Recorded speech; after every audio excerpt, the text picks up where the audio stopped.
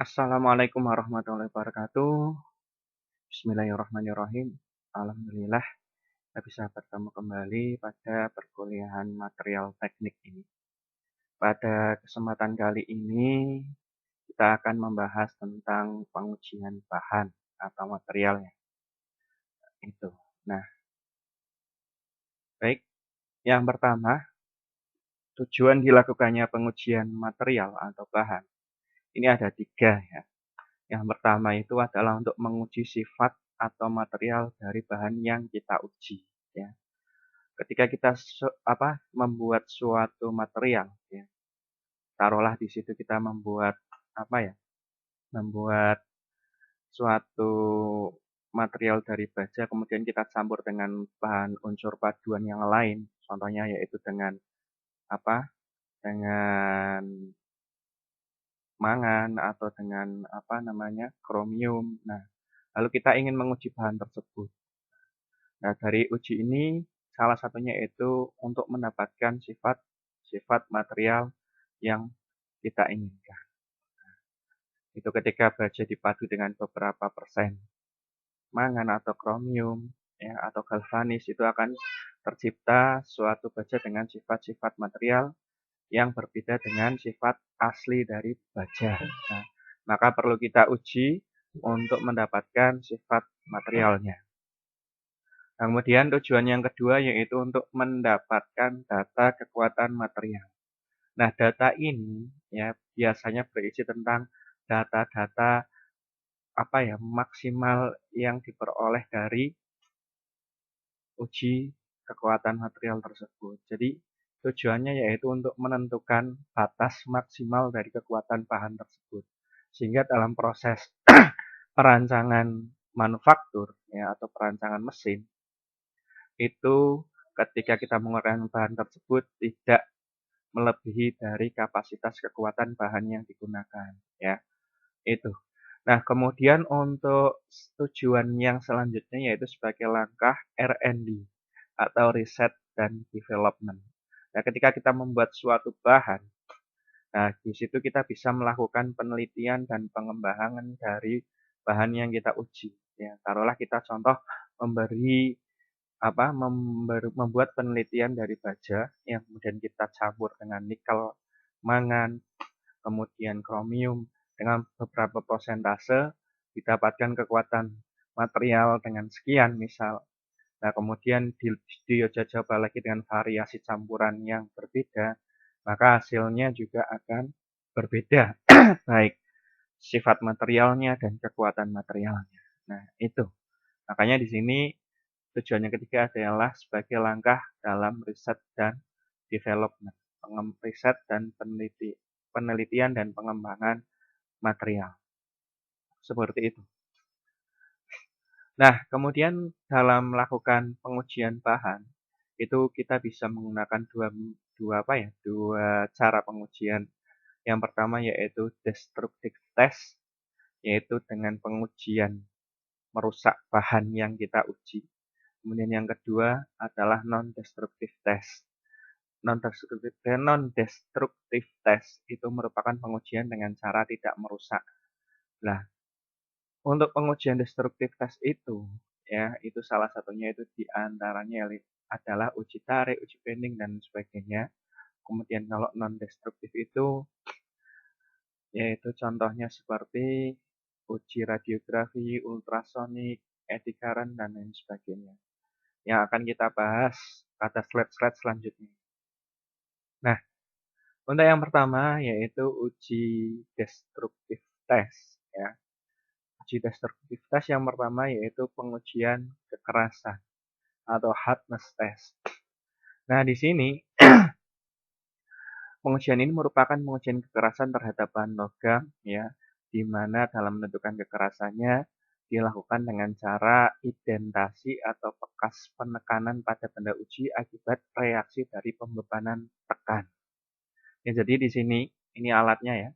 Ini bahan itu nanti ditaruh di sini kemudian ditekan. Ya, yang membedakan uji kekerasan itu dengan uji yang lainnya di sini adalah menggunakan bahan yang namanya identasi atau sebagai penekannya.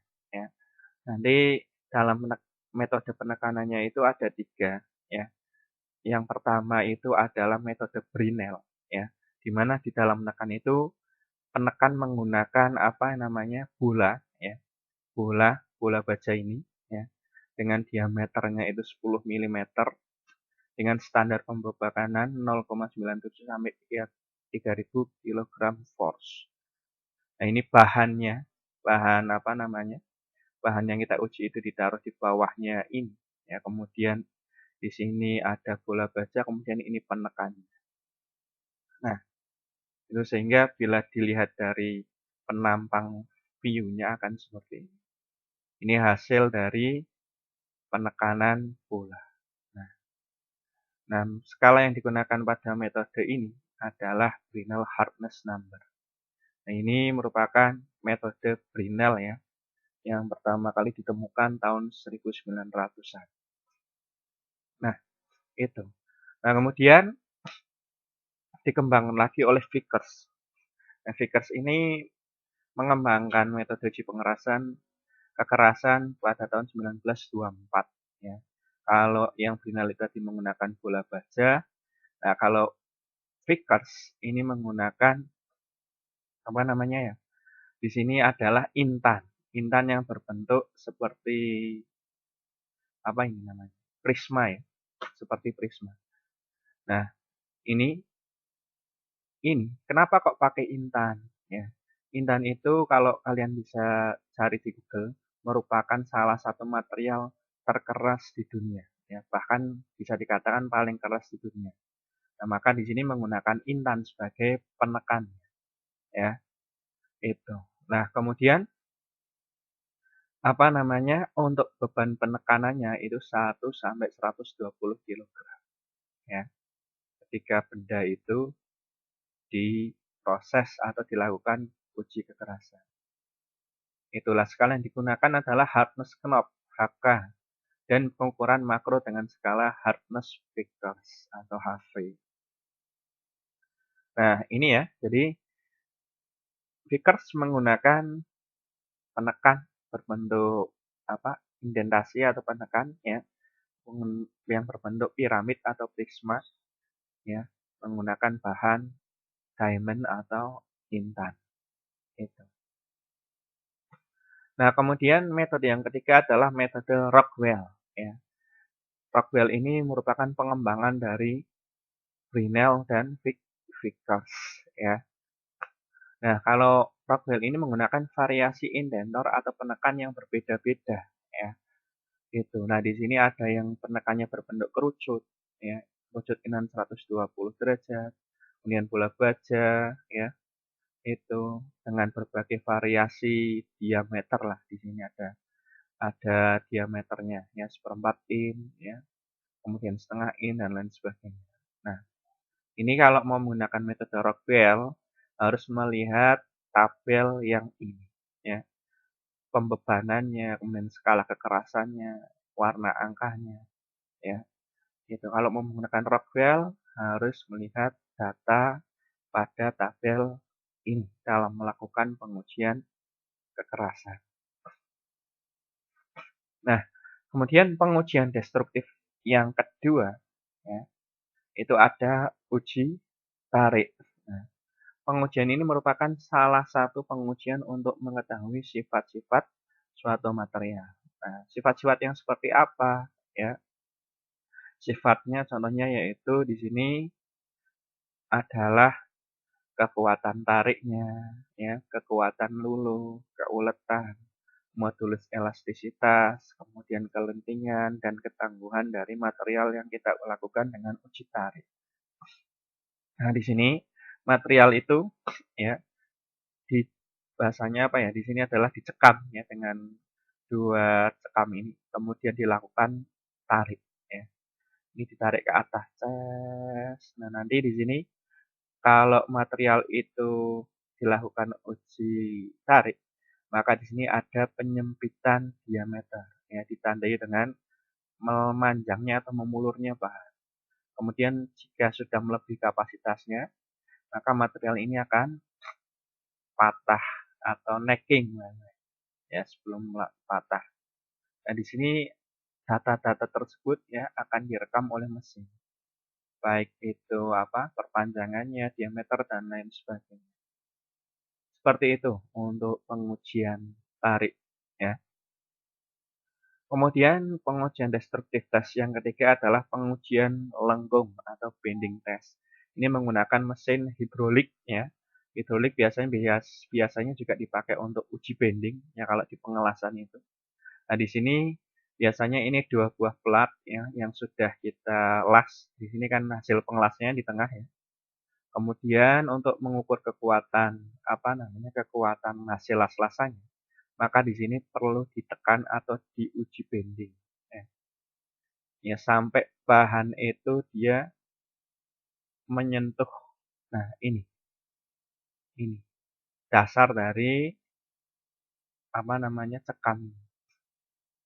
Nah, kemudian kalau sampai dasar ini bahannya kok tidak patah atau tidak lengkung, hanya bahasanya itu nekuk saja, melengkung, mengikuti pola yang ada pada penekan ini, maka bahan itu atau material itu dianggap mampu atau kuat dalam menahan beban lengkung gitu. Menahan beban yang di yang digunakan dalam bending test.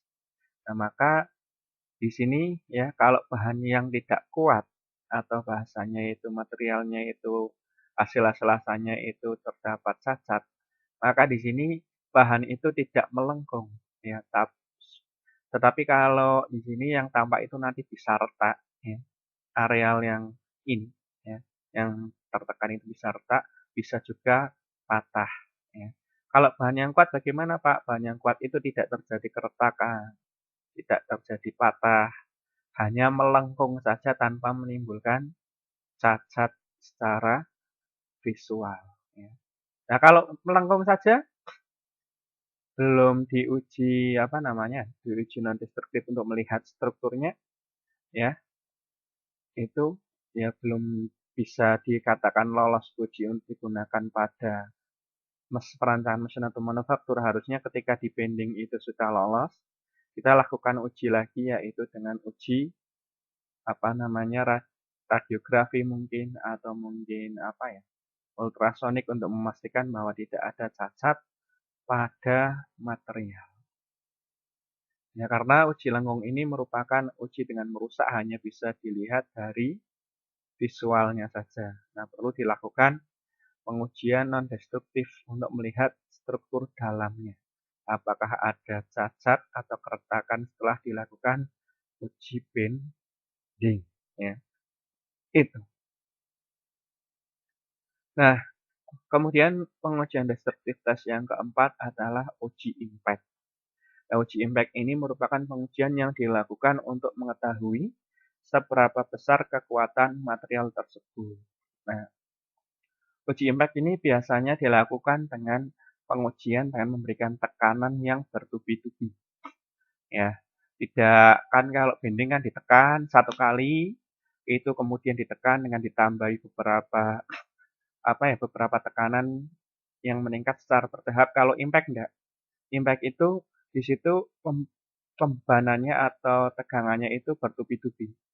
Kemudian sampai bahan itu patah ya. Contoh kita berikan beban pukulan atau impact. Misal di situ katakanlah adalah 200 kilogram ya, berapa kali ya. Itu sampai bahan itu kuatnya misal di situ adalah sampai 24 kali kemudian patah ya. Tidak ada peningkatan kekuatan secara bertahap seperti pada uji bending, peningkatan tekanannya maksudnya ya, itu. Nah, itu. Nah, kemudian untuk pengujian impact ini memiliki dua metode juga ya. Yang pertama adalah uji impact Charpy dan uji impact INZA. Nah, uji impact Charpy ini ditandai dengan posisi takian. Nah, benda itu sebelum dilakukan uji impact harus dibuat takian atau cekungan ya. Itu. Nah, takiannya kalau menggunakan uji impact Charpy itu dibuat membelakangi pendulum atau pemukul yang akan memberikan beban secara kejut, ya, itu. Itu. Nah, kemudian kalau yang izot ditandai dengan posisi takian berhadapan dengan pendulum yang memberikan beban izot, memberikan beban kejut. Nah, bedanya kalau Sharpe itu membelakangi, izot itu berhadapan. Nah, Pak, kalau bahan atau material itu hanya diuji sekali kok langsung bereaksi atau patah, berarti bahan itu hanya mampu menahan uji impact ya sekali. Nah, itu. Itu ya. Kemudian kalau dia masih bisa bertahan, Pak, sampai beberapa kali beberapa kali beban kejut, nah itu berarti dia masih kuat. Gitu. Masih kuat untuk menahan u- pengujian impact atau beban kejut ini. Nah, perbedaannya seperti ini. Ya, kalau untuk Sharpie, ya ini posisinya adalah horizontal atau mendatar, dan ini ada takikannya. Ini nanti pendulumnya nanti dari arah sini, dari arah belakang. Nah, ini pendulum ya, bentuknya seperti ini. Nah, itu kemudian nanti pendulumnya arahnya dari ini, mengumpul dari sini. Lah ini kalau terjadi patah, ya, maka akan menjadi dua bagian. Kemudian kalau ini kan di sini nanti dicekam ya oleh dua buah pencekam ya. Di sini nanti ada pendulumnya menghantam dari material ini yang akan diuji ya dari arah beban. Nah, kemudian kalau yang izot itu dicekam di bawah ya. Dan yang atas dibiarkan untuk menerima beban dari pendulum dari depan ini. Wah, ya nanti itu ya. Ini kalau izot ya. Jadi kalau izot posisinya yaitu vertikal, dicepit di bawahnya ya. Kalau Sharpie itu posisinya horizontal, dicepit di kedua ujungnya. Nah, itu. Itu ya, ini skalanya yang ada pada mesin ini di sini ya. Ini untuk starting positionnya ini mohon maaf, ini yang untuk end of swing ya, ayunan. Gitu. Ya, ini spesimennya di bawah. Nah, seperti itu ya untuk uji impact ya. Kemudian yang pengujian destruktif tes selanjutnya yaitu yang kelima adalah uji fatigue ya. Nah, uji fatigue ini dilakukan untuk mengetahui sifat mekanik material yaitu kelelahan, di mana pengujian dilakukan dengan cara memberikan pembebanan secara berulang-ulang dinamis pada spesimen sehingga material akan patah sebelum titik luluhnya. Nah, itu. Nah, jadi hampir sama dengan dengan uji impact. Kalau impact itu kan kalau sekali itu sudah patah, berarti itu dia tidak kuat. Tapi kalau sekali itu sudah mampu untuk menahan, berarti dia dikatakan kuat. Ya, jadi tidak harus sampai, kalau impact kan tidak harus sampai, tidak harus sampai titik lelahnya. Kalau dia sekali kok kuat, ya berarti dia tahan untuk uji impact. Ya, kalau fatigue itu harus sampai berulang-ulang sampai ditemukan titik patahnya atau sebelum titik luluhnya. Itulah alatnya seperti ini. Jadi nanti ya diberikan beban secara berulang-ulang ya. Seperti penekanan atau mungkin kayak beban kejut yang impact itu. Nah, nanti datanya akan di-save pada komputer. Nah, ini beda dengan impact ya. Kalau impact itu seperti ini ya. Kalau yang fatigue alatnya seperti ini. Nah, itu. Kemudian untuk pengujian selanjutnya, ya tadi kan destruktif, sekarang kita sudah mulai lanjut ke non-destruktif test atau pengujian visual. Ya. Yang pertama itu untuk non-destruktif test yang tidak menggunakan alat yang begitu mahal, itu kita bisa melakukan pengujiannya yaitu pengujian visual. Ya. Ketika bahan sudah kita buat, ya, atau di dalam pengelasan ini sudah kita las, maka kita bisa mengujinya secara visual dulu, ya. Yang kita perlukan apa untuk menguji visual, yaitu minimal itu ada kaca pembesar atau loop, ya. Sehingga tampak permukaannya benda yang kita lakukan inspeksi atau yang kita teliti, ya apakah ada cacat atau tidak. Nah, itu biasanya di situ dicek ya, dicek apanya Pak, dicek permukaannya, kemudian hasil las-lasannya kalau di bidang las, ya itu ya. Nah, kemudian kalau yang ini kan memakainya mikroskop ya, ini lebih apa ya, lebih besar lagi daya penglihatannya daripada apa namanya, daripada kaca pembesar atom. Nah, minimal itu kita gunakan loop ya. Nah, kemudian untuk pengujian non-destruktivitas selanjutnya yaitu pengujian dengan menggunakan dipenetran ya.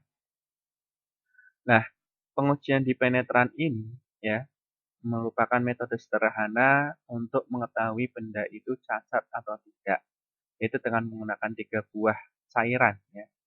Itu cairan pembersih, kemudian cairan pewarna dan cairan pengembang. Ya, tak ulangi, cairan pembersih ya, pembersih material sebelum dilakukan apa ya, dilakukan penyemprotan dengan penetran atau cairan yang berwarna itu yang memiliki memiliki daya apa ya, daya penetrasi yang tinggi terhadap suatu material. Jika material itu terdapat cacat yang kecil ya seperti rambut, cairan tersebut bisa masuk. Ya, beda dengan cairan seperti pilok dan lain sebagainya. Itu beda ya. Ini penetran ini memiliki daya rembes ya yang kuat. Nah, kemudian ketika sudah dibersihkan, disemprot penetran sudah, ya biasanya warnanya merah penetran itu. Kemudian kalau sudah disemprot penetran, kemudian bagian atasnya dibersihkan lagi dengan apa cairan pembersih, lalu disemprot menggunakan pengembang ya, pada permukaan yang disemprotkan penetran tadi. Nah, tujuannya apa? Tujuannya agar cairan penetran yang masuk ke dalam rongga tadi yang retak itu bisa muncul ke permukaan ya. Muncul ke permukaan, oh ternyata kalau muncul di situ ada cacat ya. Cacat ya, ada rongganya di situ. Nah, maka langkah-langkahnya seperti ini. Yang pertama itu bersihkan workpiece atau material yang menggunakan cairan pembersih ya. Itu kemudian ini kalau sudah bersih kan nampak ya nampak rongga sehingga tidak apa ya, tidak menutupi kotorannya tidak menutupi rongga yang cacat itu sampai ke bawah sehingga bersih harapannya bisa ketahuan ya. Kalau ada apa namanya, kalau ada rongganya. Kalau kita tidak bersihkan dulu maka di sini akan ketutup kotoran ya. Itu cairan penetran tidak bisa masuk ya. Dan kalau sudah bersih ya, kita semprot dengan cairan penetran warna merah. Sret, ya. Tunggu ya sampai cairan itu benar-benar meresap ya 5 sampai 10 menit lah ya. Kemudian kita bersihkan lagi menggunakan cairan pembersih ya. Kemudian kalau sudah kita semprotkan ya cairan pengembangnya ya di atas permukaan yang tadi kita semprot dengan penetran.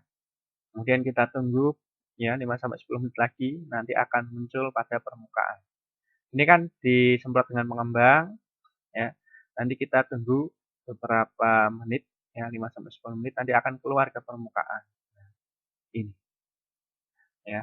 Kalau ada warna merah yang timbul pada rongga-rongga itu berarti itu rongganya dalam ya. Atau bahasanya di sini ada ada cacat atau crack ya pada material yang kita uji. Nah, kemudian yang selanjutnya yaitu eddy current test. Ya. Pengujian ini memanfaatkan prinsip elektromagnetik. Ya. Prinsipnya elektromagnet ini dialirkan pada komponen untuk membangkitkan medan magnet pada komponen yang kita uji. Jika medan magnet dikenai pada logam yang akan diinspeksi, maka akan membangkitkan arus eddy. Nah, arus eddy ini ya kemudian akan membangkitkan medan magnet pada kumparan alatnya ya, yang mengindikasikan adanya cacat pada material. Nah, alatnya seperti ini ya. Nanti kalau di sini itu ada cacat yang di dalam materialnya, ya, itu maka di sini akan menunjukkan apa ya, perbedaan medan magnet ya. Ini kan medan magnet kan kayak gini ya. Itu. Nah, nanti di sini akan ada perbedaan apa namanya? Perbedaan polanya. Nah, ini kan ada garis warna merah sama hijau. Kalau di sini ada cacat maka polanya itu akan berubah ya. Kalau tidak ada cacat polanya akan tetap medan magnet itu ya. Itu. Jadi dilihat dari pola grafik garis ininya ya. Itu. Nah, kemudian pengujian non destruktif selanjutnya yaitu ultrasonik ya.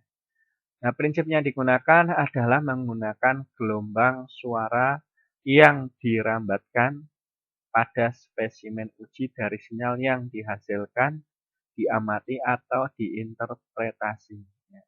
Gelombang akan terpengaruh jika ada cacat pada material. Jadi intinya kalau ultrasonik itu, ini panjang gelombang itu yang dikirimkan akan sama dengan panjang gelombang yang diterima. Jadi contoh lah ini kita katakan ya, ini material ya, material yang normal tanpa cacat. Itu jika kita berikan ultrasonik, maka hasilnya akan sekian. Ya. Gelombangnya yang normal sekian. Ya. Panjang gelombang di sini akan menentukan panjang grafik yang dihasilkan oleh monitor. Nah, ini hasilnya yang normal seperti ini. Ketika kita geser, ini digeser ya sampai ke titik ini. Ya, ini alat uji ultrasoniknya. Sampai ke titik ini kok di sini ada retak. Nah, retak di dalam. Maka panjang gelombangnya ini akan berubah. Yang tadinya sekian menjadi pendek seperti ini. Nah, di sini maka gelombang grafiknya ini akan berubah ya. Red. Ya, di sini kok di yang normal kok tingginya segini, ini kok segini, oh berarti di sini ada cacat. Ya, kurang lebih nanti diukur dari grafiknya. Ya. Ini panjangnya berapa, kemudian kita bisa mengidentifikasi retaknya itu berapa milimeter di dalam bahan atau material ini. Ya, itu. Prinsip kerjanya seperti itu untuk ultrasonic. Ya. Kemudian untuk pengujian non-destruktif yang kelima yaitu radiographic test ya. Di mana radiografik ini menggunakan sinar X ya, seperti pada rumah sakit itu kan menggunakan sinar X untuk merongsen tubuh kita ya. Kalau tubuh kita tulangnya itu mohon maaf retak atau patah kan akan kelihatan ya. Kalau yang retak itu atau patah itu nanti ada hitamnya. Kalau tulang itu kalau yang belum masih masih apa, masih normal itu kan warnanya putih ketika dirongsen, ketika ada retak atau patah itu nanti kan warnanya ada perbedaan, ada sedikit hitamnya. Begitu juga dengan bahan ya. Contoh ini ya, contoh ini bahan yang kita lakukan dengan sinar X atau radiografik. Di sini itu ada apa ya? Di sini ada retak misal di sini sekian. Nah, kemudian yang atas itu dibuatlah cekungan seperti ini. Maka hasilnya ketika radiografiknya itu akan seperti ini ya. Bahan yang ada apa ya? Ada retaknya itu di sini akan menghitam ya. Kemudian kalau yang ada cuilannya ini atau takiannya itu di sini akan warnanya juga hitam. Kalau yang tidak ada bagaimana, Pak? Warnanya putih ya, atau keabu-abuan seperti ini ya. Berarti kalau yang hitam itu ada cacat. Nah, itu untuk radiografik. Nah, untuk radiografik, ultrasonik, ya itu merupakan pengujian non-destruktif yang menurut saya itu ya lumayan mahal. Ya. Kalau yang murah apa Pak? Yang murah itu ya contohnya tadi secara visual. Tapi visual itu kelemahannya tidak bisa menjangkau bagian dalam. Kalau radiografik itu pasti terjangkau semua bagian luarnya sama bagian dalam benda, makanya mahal. Nah, di pengujian-pengujian apa material pada pipa-pipa gas misal setelah dilakukan pengelasan, itu juga kan di situ diuji ya menggunakan ultrasonik ya oleh tim pengujinya ya. Itu mahal ya harganya. Kalau apa namanya? Kalau ternyata kok ada kerusakan pada materialnya yang sudah dilas, misal pipa gasnya ternyata ada rongga, ya harus dilas ulang ya. Maka di sini perannya sangat penting sekali ya. Ini kalau kalian mau menjadi apa ya, menjadi tim pengujinya untuk radiografik ultrasonik itu ada. Pelatihannya itu ada, sertifikasinya itu ada. Jadi kalau kalian mendapatkan sertifikasi untuk uji radiograf atau mungkin ultrasonik, itu nanti bisa melakukan pekerjaan pengujian tersebut di industri. Biasanya di kalangan apa, galon minyak atau gas, pipa-pipa gas itu kan setelah dilas akan diuji itu. Karena kalau tidak di apa, tidak diuji dengan gas kan tekanannya sama minyak kan kuat. Nanti kalau tidak diuji seperti itu, maka akan menghasilkan apa ya, kebocoran bahkan bisa sampai ledakan pada pipa itu. Makanya kalau pengujian ini biayanya kalau pelatihannya itu ya rada mahal ya, tapi bayarannya juga mahal ya. Itu. Nah, monggo silahkan nanti kalau yang ingin mendalami pengujian ini, silahkan nanti Siri buka di apa ya, kalau nggak salah itu websitenya BMTI Bandung ya. Badan Material T-nya itu saya lupa. Nah, itu di situ nanti silahkan bisa dicari di BMTI Bandung ya. Intinya di situ ada material ya. Kayak kayak P4TK Malang itu kayak pelatihan keterampilan teknik ya. Itu kan juga di situ ada sertifikasi untuk kelas, mesin manufaktur otomotif dan sebagainya. Tapi untuk yang Bandung itu lebih ke spesifikasinya ke material ya. Material, kemudian di situ alat ujinya juga banyak sehingga kalian bisa mendapatkan sertifikasi untuk menguji alat-alat ultrasonik, kemudian radiografik dan lain sebagainya. Itu ya, itu mungkin yang bisa saya sampaikan. Semoga apa yang kita pelajari hari ini bermanfaat. Sekian, terima kasih. Wassalamualaikum warahmatullahi wabarakatuh.